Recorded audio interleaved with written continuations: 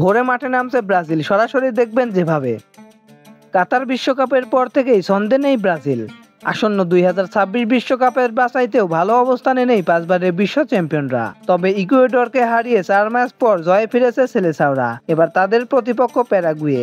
বুধবার 11 September CONMEBOL অঞ্চলের বাছাই পর্বে অষ্টম রাউন্ডের ম্যাচে প্যারাগুয়ের মুখোমুখি হবে ভিনি রদ্রিগোরা। বাংলাদেশ সময় ভোর 6:30টায় মাঠে নামবে দুদল।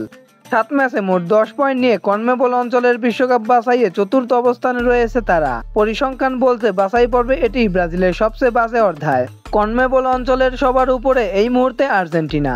তাদের পয়েন্ট 18। ব্রাজিল চির প্রতিদ্বন্দ্বীদের তুলনায় 8 পয়েন্ট পিছিয়ে রয়েছে।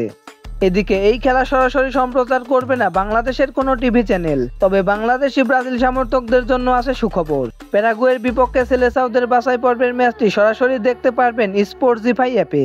এছাড়াও ইয়াসিন টিভি অ্যাপেও সরাসরি খেলা দেখা যাবে। তো দর্শক বন্ধুরা, খেলাধুলার সকল আপডেট সবার আগে পেতে চ্যানেলটি সাবস্ক্রাইব করে পাশে থাকুন। ধন্যবাদ।